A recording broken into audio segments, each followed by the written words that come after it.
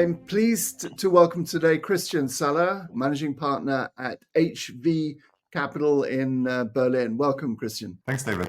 Great to have me.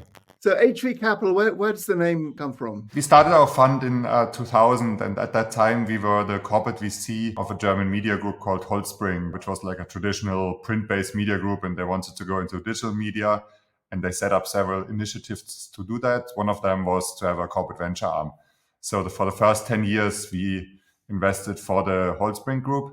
And then 2010, we spun out of the group and became an independent VC fund. And are they still an LP? They're still an LP in our fund, a relatively small LP. So we have a very good relationship with them. Of course, like our funds have grown much bigger over the time. And so they became smaller and smaller as an LP.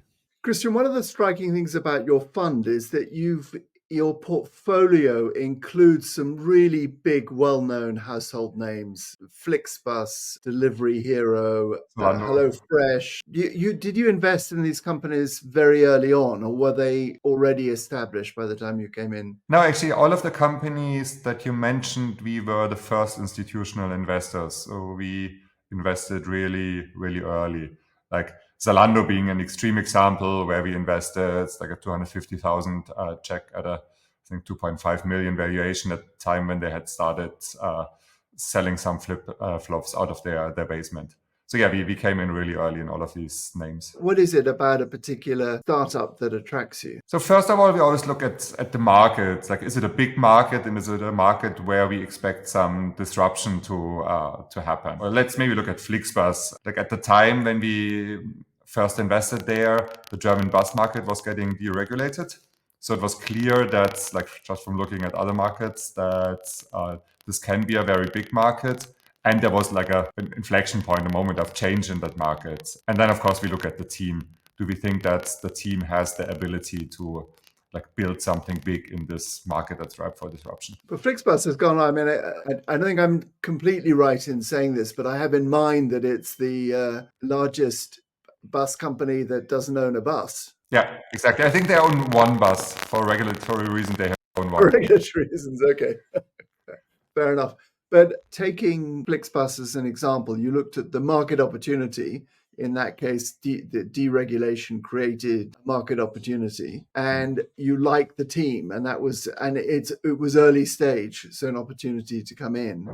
Did it play a role, the fact that, if we continue with Flixbus, that it's not capital intensive? I imagine if it had required buying hundreds of buses, you would have been less inclined to invest. Absolutely, yeah. So I would say number three after the market opportunity and the team, at least at an early stage, number three is like the business model, and like can it deliver profitability in the long run. In the short term run, it doesn't need to, but in the long run, it needs to be a model that can be profitable. And how much capital does it need to get there? And we specifically in the early stages also look for companies where they might need a lot of capital later on, but we can see with relatively little capital whether the model works or not. So I mean, if you look at Flixbus, even though they don't own the buses, but they still raised hundreds of millions over time. But we could see relatively early with relatively little capital that is actually a very strong model that works and that can become very big. So is your model to invest in the sort of late seed A round, but then realize that you're not going to follow it all the way through to the end? I mean, we do try to follow through in the later phases with participating in the rounds, but we don't have the capital to fully fund the companies all through their life cycle.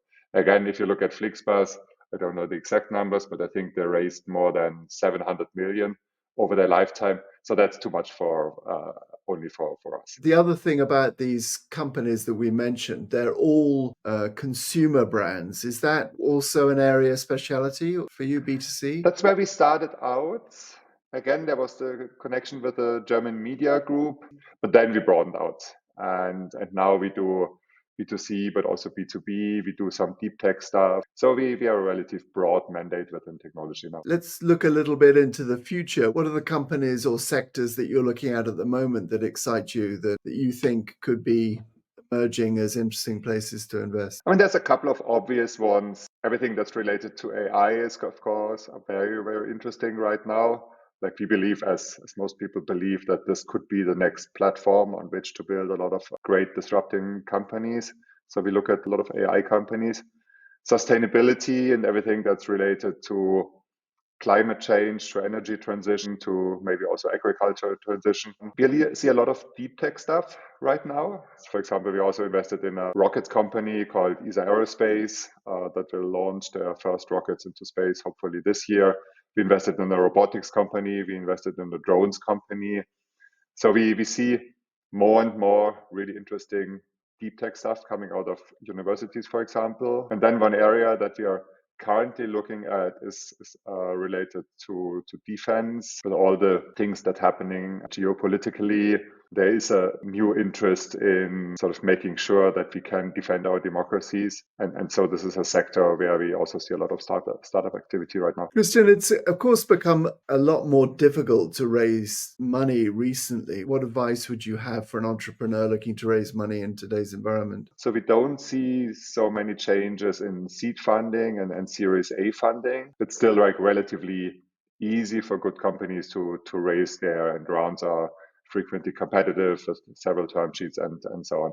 But everything from Series B onwards has become extremely tough to raise. So I think what I would suggest to entrepreneurs trying to raise right now, first of all, be humble. Like one big problem we see a couple of times, that the funds are still there and entrepreneurs still get the inbound interest from a lot of funds. And so a lot of times entrepreneurs still think that the money is there, all the funds want to invest, it will be easy. But the difference is that from getting the calls from the analysts to actually getting a term sheet and getting investment, it got much, much harder. Be humble in your fundraise. First, try to secure some funding, some term sheet at all. And from then on, you can optimize. But don't optimize for the ultimate investor for the valuation early on, because in the end, you might end up with no options at all. And then, of course, like now you have to demonstrate to investors that it can be a big business so that you can show growth, but on the other hand, also that you can do that with a controlled burn rate and with a model that can be profitable in the long run. But if you're saying the primary problem is later rounds, does that mean that the existing shareholders have to be prepared to keep the company alive, keep it going for longer? Absolutely. We see a lot of situations where follow-on investors, if they want to invest, expect a significant participation of the previous investors. So again, that's something that's very different from 2021, where it was usually about deploying as much money as possible, and the new investor wanted to maybe minimize the participation of the earlier investors. So that has quite a big implication for your funds like yours who are trying to get in or aiming to get in early. Absolutely. I mean, we always kept a lot of reserves for the follow-on rounds in our portfolio, but we are much more strict now in managing these reserves. We've been through a long period, really decades rather than years, of these ultra low interest rates, which has lowered the cost of capital, and they've gone back to historical, more normal levels. So do you think that where we are now is more normal, or is this an exception where we have to wait a little bit and things will go back to the way they were in 2020? No, I don't think that things will go back to 2020 anytime soon. Our expectation is that from this year on, we will have a new normal, higher interest rates. Maybe they come down a little bit this year, but I think no one expects that they will be back down to where they were in 2020 or 2021. Do you see exit valuations improving? Because we've seen a sort of investors shun a little bit growth assets on the stock markets and elsewhere. Yeah, a very important question. I mean, we saw a couple of IPOs and a couple of high-profile IPOs last year, Instacart being one of them, Klaviyo being another one. And they usually didn't work so well. The latest stock price of Instacart is 25% below their IPO price, and the IPO price was already a lot lower than what the last private valuation was. So, and that's something that's very much on the mind of venture investors. So, I mean, hopefully, like the last two months of 2023, the stock markets actually went up quite a bit.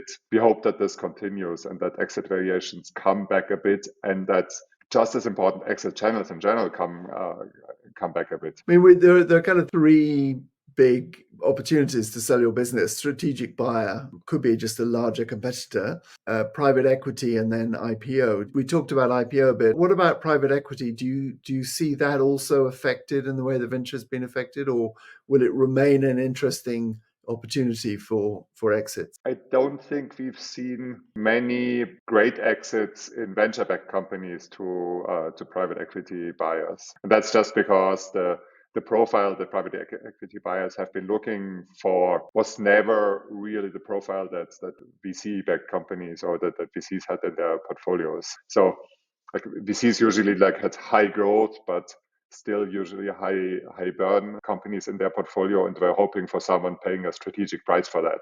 While private equity buyers usually are looking for profitable companies and trying to buy that for reasonable valuations.